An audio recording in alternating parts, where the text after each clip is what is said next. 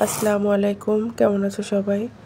আশা করছি তোমরা সবাই ভালো আছো। আমিও তোমাদের দোয়া আলহামদুলিল্লাহ ভালো আছি।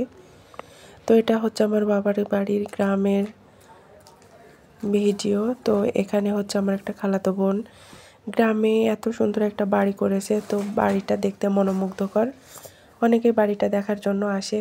আসলে গ্রামে সাধারণত এত সুন্দর বাড়ি সচরাচর কেউ করে না। আর এই বাড়ির বিশেষত্ব হচ্ছে বাড়ির মানে চারপাশ যে সুন্দর পরিবেশ তৈরি করেছে, এটাই বাড়ির বিশেষত্ব এটাই। তো এখানে হচ্ছে বসার মতো অনেকটা জায়গা করেছে। আর বাড়ির এই যে ভেতরটা খুবই সুন্দর, দেখলে আসলে মন জুড়িয়ে যায়। আমি গ্রামে অনেক বাড়ি দেখেছি, কিন্তু এত সুন্দর মনোমুগ্ধকর পরিবেশ কোথাও দেখিনি।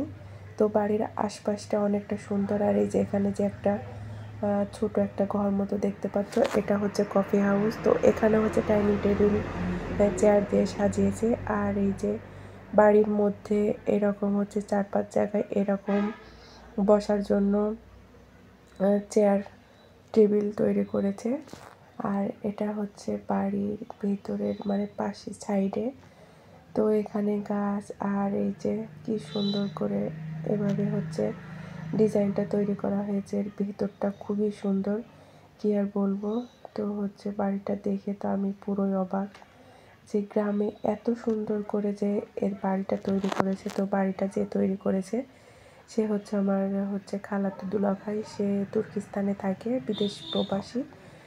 তো ওখানে হচ্ছে ওর পছন্দ অনুযায়ী বাড়িটা করা। তো ওখান থেকে হচ্ছে যেভাবে মিস্ত্রিদেরকে বলেছে তো সেভাবে বাড়িটা করা।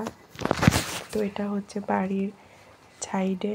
আর ভেতরটাও দেখাবো, কিন্তু রুমের মধ্যে আজকে দেখাবো না। তো ওটা হচ্ছে পরে দেখাবো। তো বাড়িটা তোমাদের কাছে কেমন লেগেছে কমেন্ট করে জানিও। আর যদি বাড়িটা তোমাদের ভালো লাগে তাহলে লাইক দিও, লাইক দিতে ভুলো না। আর যদি বেশি ভালো লাগে আমার ভিডিও তাহলে আমার চ্যানেলটা সাবস্ক্রাইব করে আমার পাশে থেকে যেতে পারো।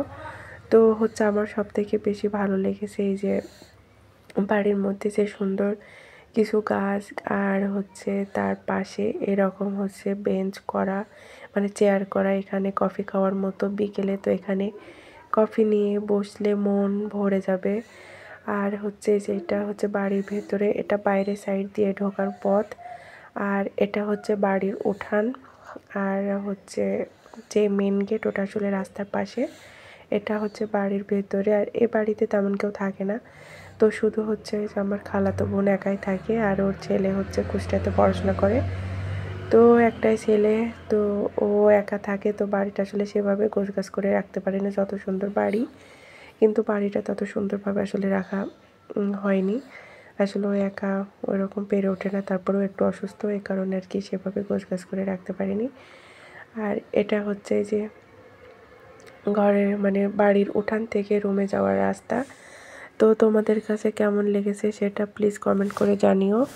তো এটা হচ্ছে মানে উঠান থেকে ঘরে যাওয়ার মেন গেট। আর এই যে মিথিলাও এসেছে। আর বাড়ি এটা হচ্ছে মানে ডাইনিং রুমটা। তো সবগুলো খুব সুন্দরভাবে এই যে সাজিয়ে রেখেছে। তো ও যেভাবে পেরেছে সেভাবে, তবে হচ্ছে এগুলো ডিজাইনগুলো খুবই সুন্দর। তো এই যে এটা হচ্ছে ডাইনিং রুম। আর এই যে বেসিন এপাশে, বাথরুম রুম, সব মিলিয়ে খুবই সুন্দর। তো আর কি বলবো, আজকের মতো এখানে বিদায় নিব। দেখা হবে নেক্সট ভিডিওতে। তো তোমরা সবাই ভালো থেকো, সুস্থ থেকো। তোমাদের সুস্থতা কামনা করে আজকের মতো এখানে বিদায় নেব। দেখা হবে নেক্সট ভিডিওতে। আল্লাহ হাফেজ, আসসালামু আলাইকুম।